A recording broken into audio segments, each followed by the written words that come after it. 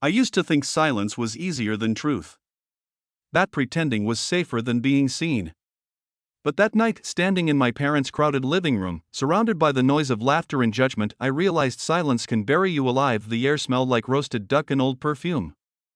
My mother's voice sliced through the chatter, "Lena, come here." And just like that, I was 12 again, obedient, nervous, performing. 70 relatives crammed into one house, every smile sharp enough to cut. My glass of cider had gone warm in my hand. I knew what was coming before she even turned toward me. "Tell everyone about your new job," she said, smiling like a woman showing off a trophy. I kept my tone flat. "I work at St. Matthew's Hospital." Mom laughed, her favorite kind of laugh.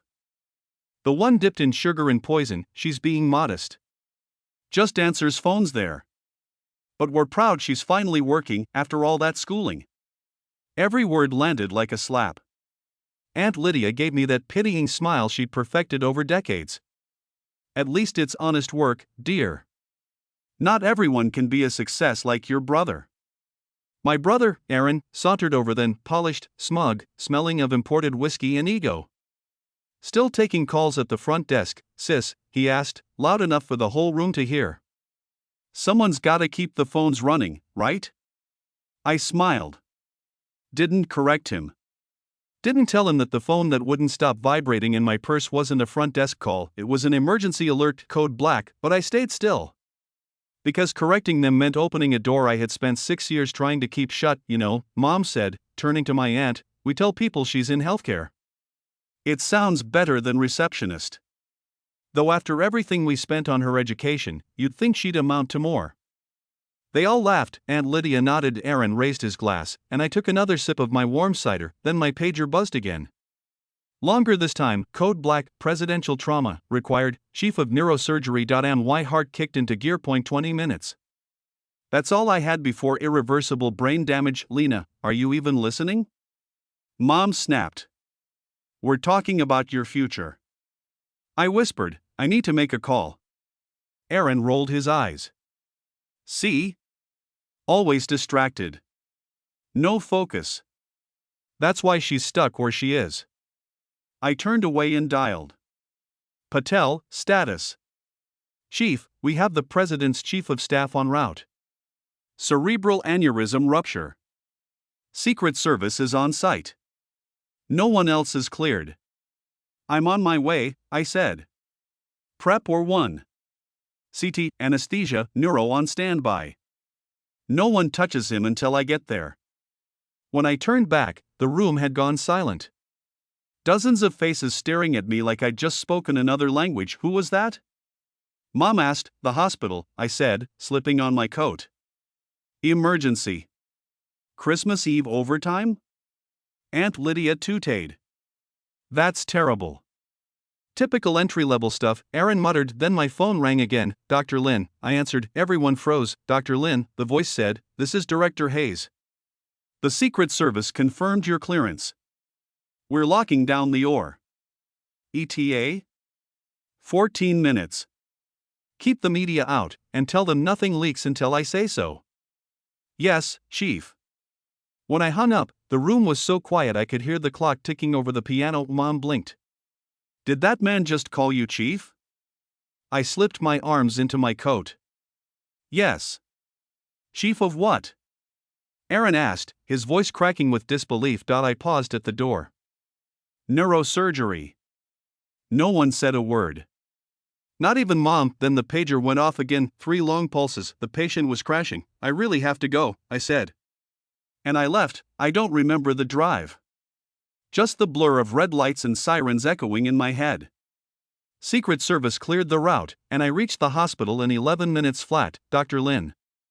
Agent Morrison met me at the entrance. "Patients in CT, massive rupture. You're the only one qualified." I didn't respond. Just walked. The world narrowed to fluorescent light and the rhythmic squeak of my shoes inside the OR. My team was ready. "Clip ready?" "Yes, Chief." "Anesthesia set?" "Stable." "All right," I said, my voice steady. "Let's save a life." The surgery took 5 hours. Every second was a war between precision and chaos. The aneurysm had exploded, blood flooding the brain's arteries like wildfire. One wrong move, and the man beneath my hands would never wake up again. Clip, I said softly. The nurse placed the titanium tool in my palm. I positioned it. Adjusted. Locked, flow stabilized, Dr. Patel called. I exhaled. Then we're done. When it was over, I stripped off my gloves and stepped into the hallway. Director Hayes was waiting with a government official in a tailored suit. Dr. Lin, he said, shaking my hand. On behalf of the president, thank you. I nodded. Just doing my job. He smiled faintly. Your record is extraordinary. Youngest chief of neurosurgery in the country. The president specifically requested you.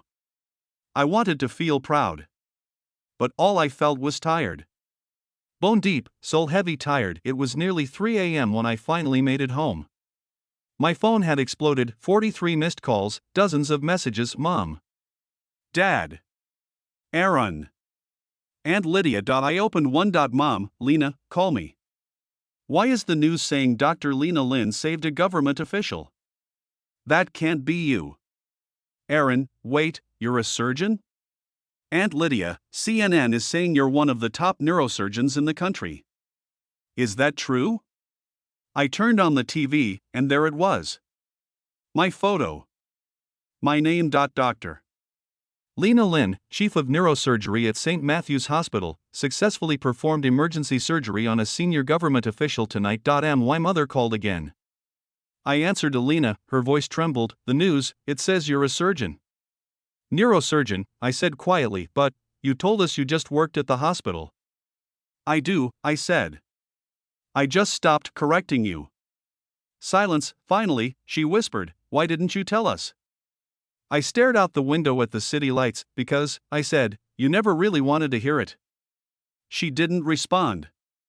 Just breathed softly on the other end of the line. Before she could speak again, my pager buzzed. Another emergency. Mom, I said, my voice steady now. I have to go. And this time, when I hung up, the silence didn't feel heavy. It felt free.